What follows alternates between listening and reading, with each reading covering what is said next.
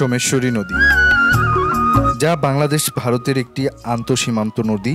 এটি ভারতের মেঘালয়ের পশ্চিম গারো পাহাড় জেলা এবং বাংলাদেশের নেত্রকোনা জেলার দুর্গাপুর উপজেলা দিয়ে প্রবাহিত একটি নদী, যার এক এক ঋতুতে এক এক রকম রূপবৈচিত্র্যে ভরপুর থাকে।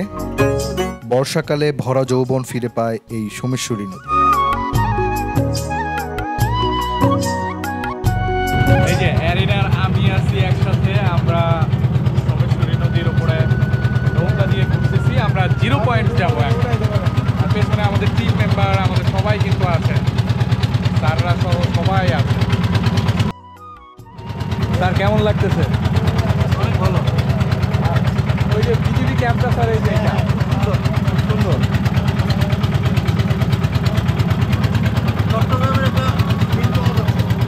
এরিনার মুনতাহা এখন একসাথে। Smile please.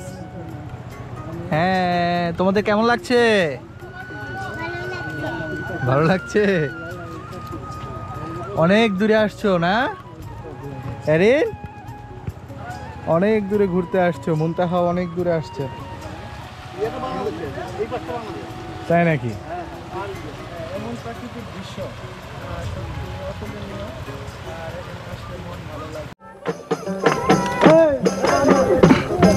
ভিউয়ার্স, আমরা কিন্তু আছি বিজয়পুরের চীনামাটির পাহাড়ে।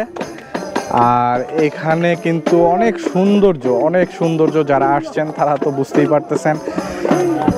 ইত্যাদি ম্যাগাজিন অনুষ্ঠানও রিসেন্টলি এখানে হয়েছে।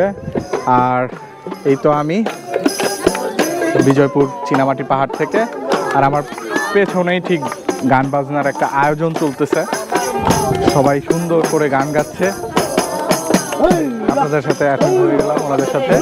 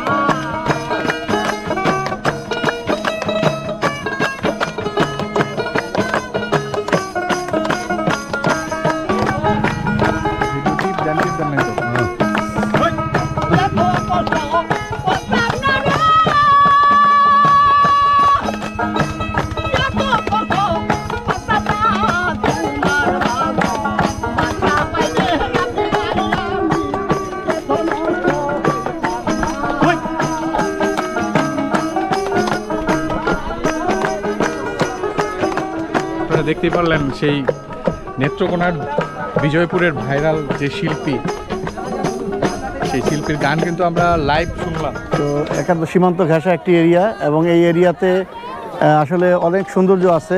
আমাদের বাংলাদেশটা আসলে খুবই সুন্দর। বিভিন্ন জায়গায় ছড়িয়ে ছিটিয়ে যেই সব প্রাকৃতিক সৌন্দর্যগুলো আছে, এটা আমি মনে করি যে আমাদের সবারই দেখা উচিত, দেশকে জানা উচিত। হ্যাঁ, এবং দেশকে জানতে পারলে দেশের প্রতি ভালোবাসাও জন্মাবে। হ্যাঁ, এটা আমার নিজস্ব মতামত।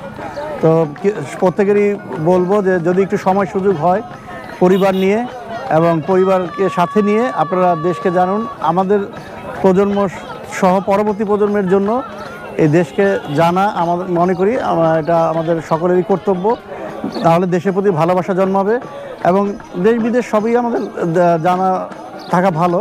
তার মধ্যে আমি আগে দিব আমার দেশকে আগে জানার অগ্রাধিকারটাকে আমি প্রায়োরিটিতে রাখবো, এবং তারপরে আমরা বিদেশে যাব। হ্যাঁ, কিন্তু এই ক্ষেত্রে আমি বলবো যে আমরা দেশকে প্রাধান্য দিয়ে দেশের যে সৌন্দর্য, এটা আমার পরিবার, আপনার পরিবার সবাই উপভোগ করা উচিত। ধন্যবাদ।